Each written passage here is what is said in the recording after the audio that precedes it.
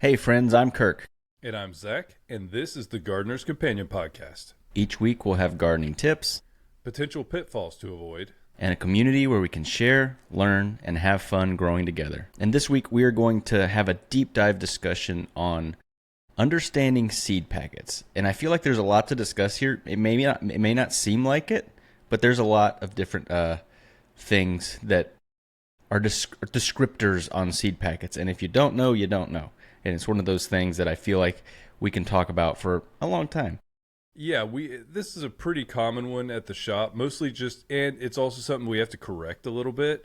It's something that once you know it, you're done. It's not something that's complicated or anything. We just wanted to kind of go through all this. So next time you are buying seeds or you're looking at seeds, then you will know exactly what you're looking at. The first descriptor that a lot of seed packets will have, especially nowadays, is non-GMO. And we will talk about this in depth in a future episode because I feel like we could probably deep dive onto this discussion. But there's a lot of myths kind of around what GMO is. GMO stands for genetically modified organism. And I don't know. I encourage everybody to do a little bit of research themselves. Don't just take our word for it. Don't just take everyone else's word for it on the internet because there's a lot of, opinions about GMOs on the internet. It's a tricky thing. But in general, GMO crops do exist. Mm-hmm. It is very unlikely that you will run into them without knowing about it. Yeah, extremely unlikely. So the one thing I wanted to point out is if you're looking at a seed packet and it doesn't say non-GMO, that does not mean that it is GMO. Like there's a lot of people that just assume if it doesn't say non-GMO, then it must be. And it's actually quite the opposite. Trust me, these companies that are genetically modifying seeds, they're proud of it and they're going to put it on the packaging, that they've done the research and stuff like that. There's very, very few things that are even available to gardeners that are GMO. I've seen a lot of TikTok people selling heirloom seed packs, like whole varieties, saying that everyone's getting all the GMO seeds and you can't get non-GMO seeds anymore. That's just not the truth. If you're in almost any garden center, including the big box stores, you're not buying GMO seeds. You're just not. Yeah, I would say the easiest way to kind of think about this is generally if you're going to get GMO seeds, it's going to be through a seed seller that's like at an agricultural level. It's very large scale. They also are wildly expensive. You would be shocked how expensive GMO seeds are, and so there's reasons for that because they've done the cost benefit analysis. It still makes money for the farmer to use it, but you won't just accidentally stumble into it. And yeah, your big box stores are not carrying GMO seeds because it would be prohibitively expensive. Yes. And nobody would buy a seed that instead of costing $4 cost 14. So it's always good to in general kind of be cognizant of what you're eating, the types of plants you're growing, the things. So at the root of why people are afraid of GMO seeds, there's a good thing there because you're being cautious about what you're eating. Mm-hmm. But in general, it's not something that you have to super worry about because you kind of have to go out of your way to find genetically modified seeds. Yes. And like I said, do a little bit of research so that you can understand where we're coming from on this. We're not just spewing this out of ignorance. We understand this because I come from an ag background and I understand very much what these seeds' intentions are.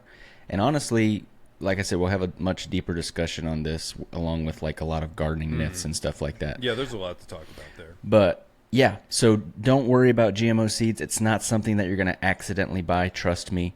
So if you have heard, all the things about GMOs and you don't want to use those or put those in your garden, don't worry about that.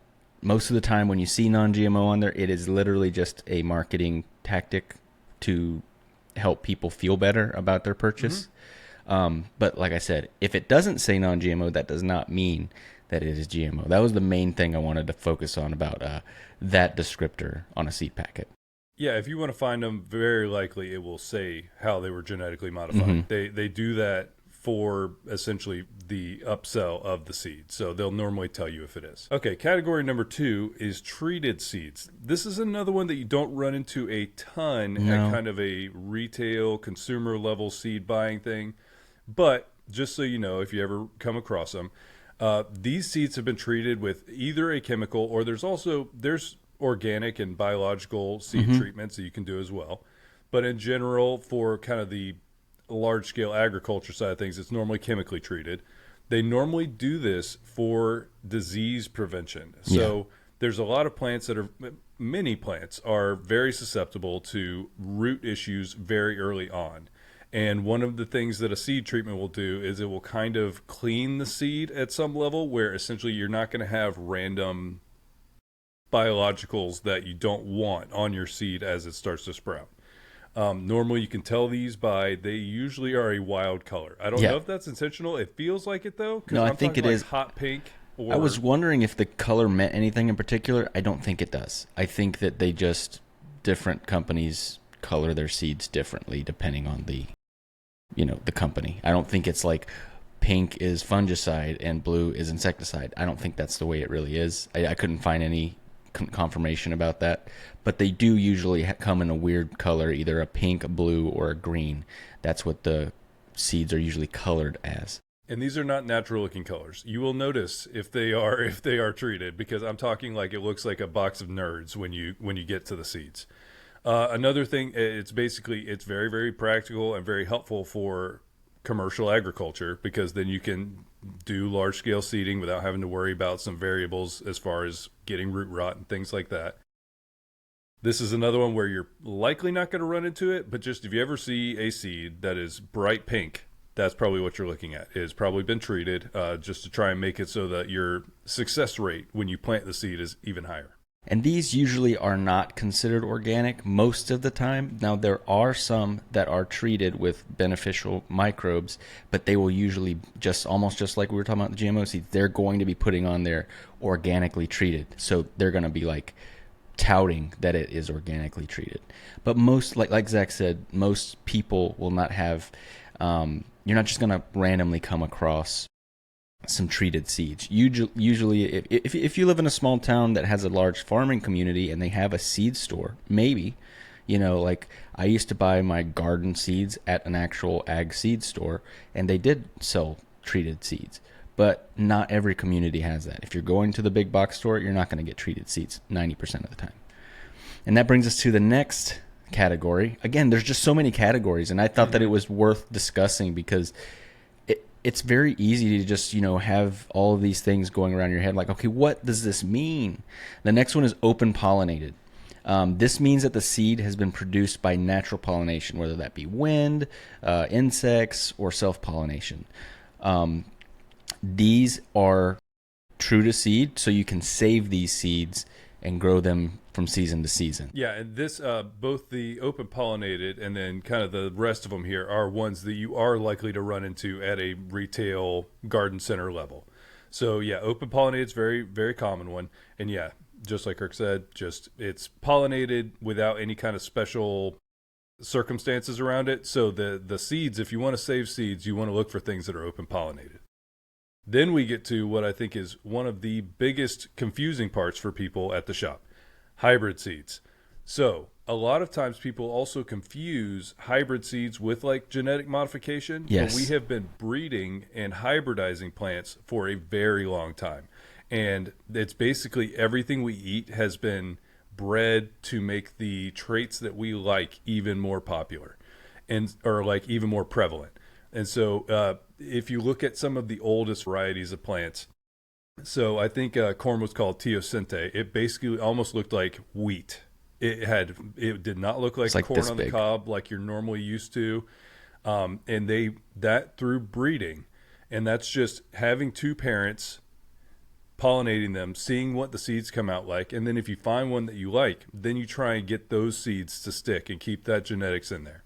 But yeah, basically that's all a hybrid is. You have two parents, you breed them together, which normally this is more controlled than kind of like just letting nature take its course. This sure. is they will have two different plants that they like the characteristics of. They will go in there and they will intentionally pollinate them, and then they will protect those flowers from being pollinated by anything they don't want it to be. And then what you get is the hybrid they're after. F1 hybrid is a lot of times Yep. what So a you'll lot of see times this you see called. F1, that means it's a hybrid. And usually they're breeding for disease resistance or increased yield or uniformity of the fruit and vigor of the plant. That's usually what they're going after, or maybe even shelf stableness of the fruit. That's kind of the stuff that they're going after when Hmm. they're doing hybrids. I These will. are not true to seed. So you can't Correct. plant these, save the seeds, and then get the exact same plant variety the next time. It may be a little bit different. I haven't, looked into what happens. Like, I don't think it's like you're going to get a completely different fruit, but you're not going to get the same vigor, yield, or resistance No, that and you you. might.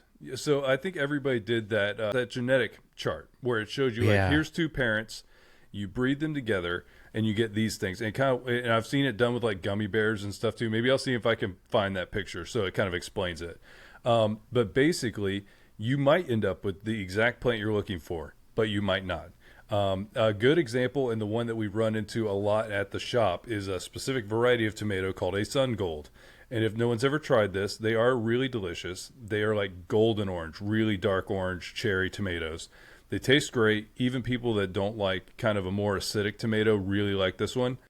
And then we have a lot of people who see how expensive they are. And they are expensive because they're hybrid. And they're like, okay, I'll just save seeds. You can do that. It will grow a tomato plant. It will likely not be a sun gold. What you end up getting is either a red or a yellow, or you get some different like variation of those two things that it's just not exactly what you were expecting. And that's basically your kind of downside of a hybrid. You can absolutely plant the seeds. They're not necessarily going to maintain the same characteristics of the parent plant. and these can be categorized as organic depending on where you get them and stuff like that. So you can get organic hybrid seeds for sure. Yeah, it's because if a farmer's growing organically, all this means is they have selected two parents that they want to cross pollinate to see if these traits can be passed on. It has nothing to do with anything that's inorganic or No, there's no synthetic anything in there. It's just kind of a breeding practice. for sure. The next one is pelleted seeds. This I love pelleted seeds. I'm just gonna say it because Oh, it me makes too. life so much easier. This is just usually for extremely small seeds, and it's only for ease of use. And there's a lot of like implementation, like farm implements or even garden implements that are built to plant pelleted seeds. And think like seeds like lettuce or carrots or the other day I was planting some thyme. Holy cow, those things were tiny. They were so small. I had to literally stick my finger in the bag, and if a couple seeds would stick to my finger, I couldn't pick them up with my fingernail. They were so Yeah, no. small. And so that's what pelletized seeds are. Is it's essentially coated seeds that are easier to manage. So you can plant them easier. You can use different devices to plant with them. Like there's like these little boards that have perfect inserts for pelleted seeds to fall in. I want one really bad. They're just really expensive. And I usually don't get pelleted seeds. I got to find somewhere that's got them because I want to get into lettuce and stuff like that. But Yeah, the only ones I've ever had is lettuce and flowers. yeah. As far as pelleted seeds, even the herbs, I think they kind of just imagine that you can throw out multiples, but lettuce, you don't want them on top of each other like Hmm. that. Same thing with flowers. You want to give them the space, and so I think that if you need spacing between where your seeds are, and then on top of that, it's a small seed, that's where you'll find pelleted. Very like common. And the coating of pelleted seeds is usually just an inert clay. It's literally just like essentially they've coated the seed with clay, which just makes it bigger, easier to manage, and stuff like that. So most pelleted seeds can still be considered organic because it's not an inorganic compound that they're usually using. Once again, that's something they will likely market because, in the end, think about it this way: all seed manufacturers want the people who want to buy the seeds to know exactly what's going on. And so they're going to try and put any information out there that they think is going to generate interest and kind of further their sales process. And so if they're keeping it organic, they will tell you that they're keeping it organic or vice versa. And then our last one here is heirloom seeds, likely something you've heard of before. All it really means is that this variety has been in existence for a long time, 50 Hmm. plus years. In the end, they're also open pollinated because that's the only way that you could preserve an exact variety for this long. Because, okay, like we were talking about the sun gold earlier, to do sun gold seeds each year, and with any of these hybrids, but to do the sun golds, you have to each year create that same hybrid. So you get the two parents that made the sun gold and you go do it again because the sun gold itself is not going to have that seed that's true to genetics. Heirlooms do. And so basically it's an open pollinated seed. A lot of times they're named after historical figures or the people who bred them or the region they're from, things like that. A lot of times you'll see that. The example I'm thinking of right off my head, we have Paul Robeson tomatoes, which is a jazz musician, but it is a Russian heirloom tomato plant. And then there's like Long Island Improved is one of the very classic versions of Brussels sprouts. And so those types of things will help you kind of see that this is an heirloom seed. And basically, if you would like to get something that's been being grown for a long time and kind of see the history in there as well, this is a great option for you.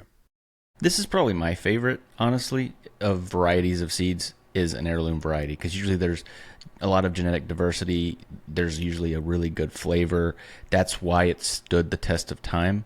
That's the thing that I think is really cool about heirloom varieties is usually it is a variety that's been grown for centuries or at least 50 plus years, and they've just it usually tastes awesome. Like most heirloom varieties, they've stood the test of time, and that's why people still plant them. And you can these are true to seed, like Zach said, so you can save these seeds and grow them year after year.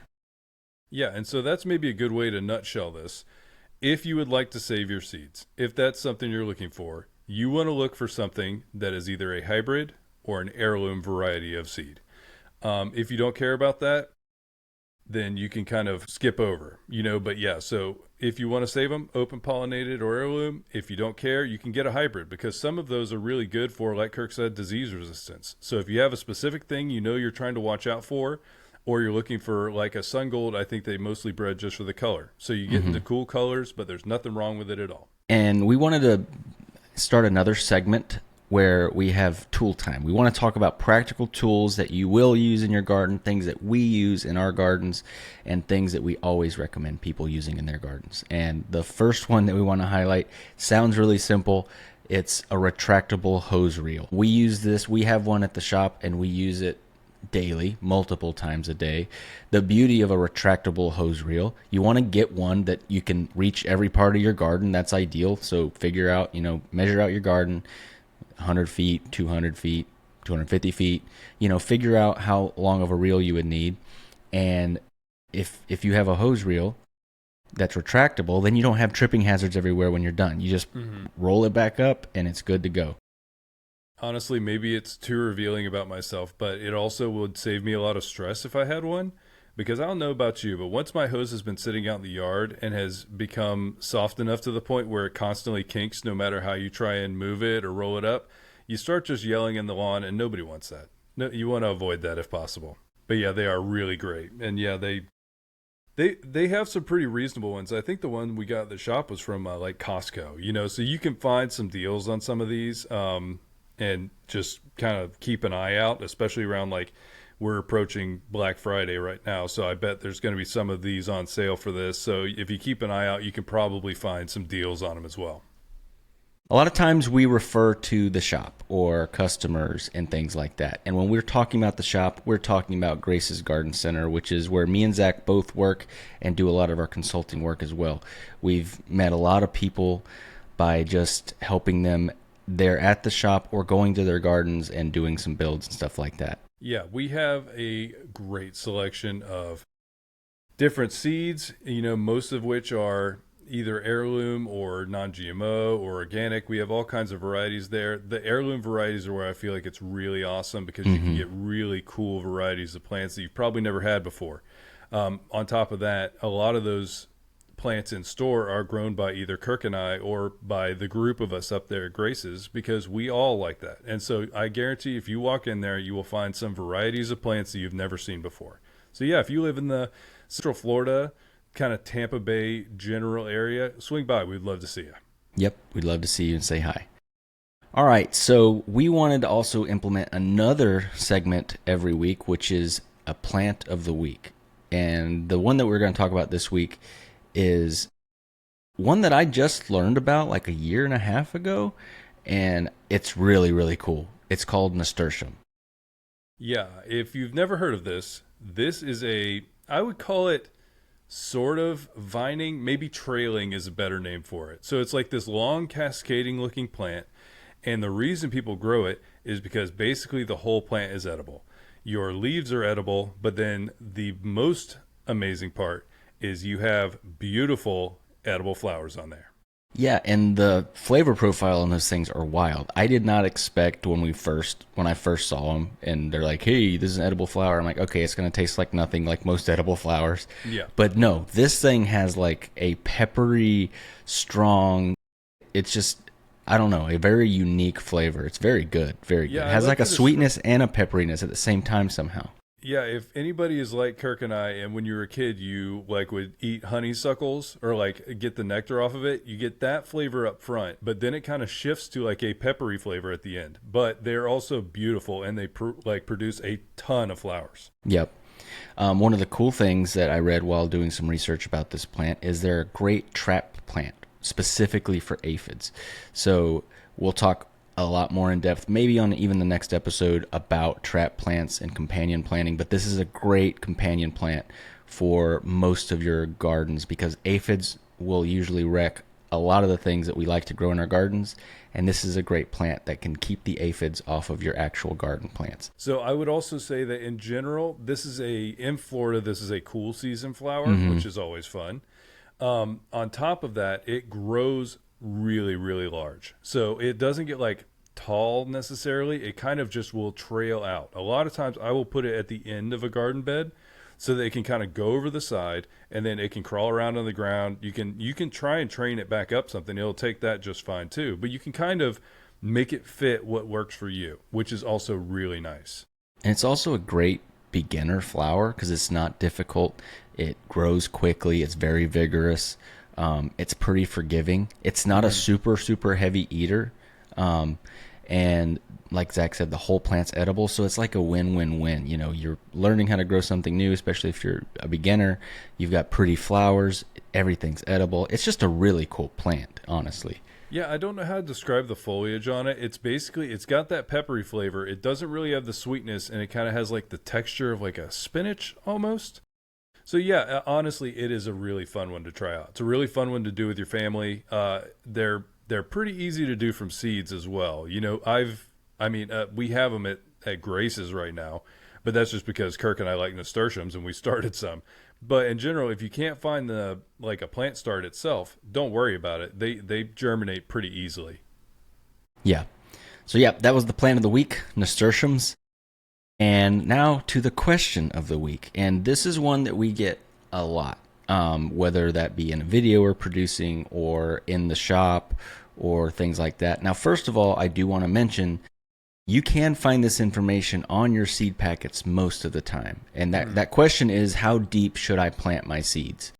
But the thing is, it varies so much. So it kind of depends on the plant. Zach, you're the one that taught me about flowers. And honestly, this was school of hard knocks because I could just never get it to work. And it's okay. So in general, what we have found through messing around with it, depending on the size of your seed, that's how deep you plant. So if you have a huge seed like a sunflower, a cucumber, squashes, anything like that, a big seed, you can do like up to your first knuckle on your finger. That's because that's what I always thought was the standard. Just poke your finger in to like halfway between your first and second knuckle. There you go, stick it in there. If you do that with a very, very delicate little seed, so think lettuces, any of your herbs, basically Basil. Flowers, basil, any A lot of your herbs, yeah. so basically anything with a really tiny seed, if you're going to plant it and you dig a really deep hole, you should probably just be like, okay, let me back off this, because what I've switched to is, okay, you fill up a tray. I literally just barely indent the top of the soil. I drop a seed on there and I dust the top of it with soil back over. And that has just gave us way more success than trying to plant it deep.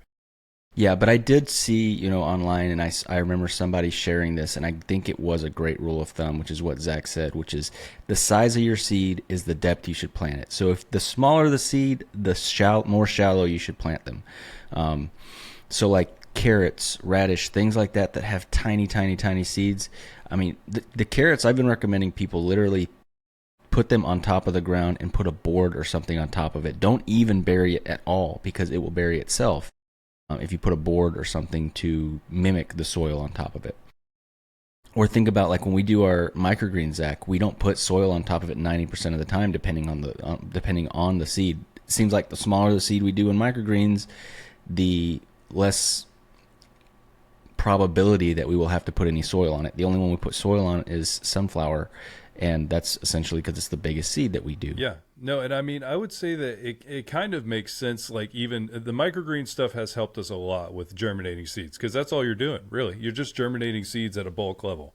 And so I have a batch right now going of basil microgreens. So it's a ton of little baby basil plants, and they are probably 2 to 3 weeks old. They were planted on top of the soil. They are probably 1 inch tall. And so that kind of, to me, explains why this is going the way it does. Your sunflowers can be 3 inches tall within a week. And so it basically, I think that just the speed and kind of vigor of how that seed is going to germinate likely informs kind of like how deep you need to plant it. But in general, you can go by, if it's a tiny little seed, I would not plant it deeply. This is completely off subject, but you mentioned basil, and it reminded me of one of the coolest videos I've seen on social media in a really long time. I saw someone under a microscope and a sped up time lapse show what the basil does. You know how it gets that mucus around it? Yes. It looks wild. It looks under like a it's like microscope it does? alive. Yes, it looks so cool. I think I shared it on ours. Oh, I'll I'll have to see if I can It's get a just so video neat. of it, because literally within seconds of watering it in, they are a different color. And it's a natural thing that it does to essentially trap moisture for itself. And I'm wondering if maybe that might be something that we'll learn a little bit more while we're doing microgreens, is that you don't need to water them as much at that early stage because they have so much moisture that they've trapped in that like jelly that they make around themselves. It's really cool. It's really cool. I'm going to share that video with you. Yeah, I've had drinks. We'll throw it in the show notes as well for this episode. But yeah, I've also had drinks where basically they use basil seeds to make it like kind of like thickened, I guess. I haven't had that before. It's interesting. It's a lot of like kind of Asian drinks have that. They like different textures than we kind of normally. That's the same thing that happens with chia, right? The chia seeds. Yes. Yeah. It's like the exact same kind of texture as that. And so that I've had that before too. But yeah, the first time you water in a bunch of basil for microgreens, you're like, why are they all like bluish now? But yeah, it is neat. It's that mucus, and you cannot remove that. So in microgreens, you put a lid on the top of it. Basically, you have to wait until all those seeds are popped, because if you lift it once they have gotten like the mucus on them, it pulls all the seeds with They it. stick to it. Yeah, really, really badly. Yeah.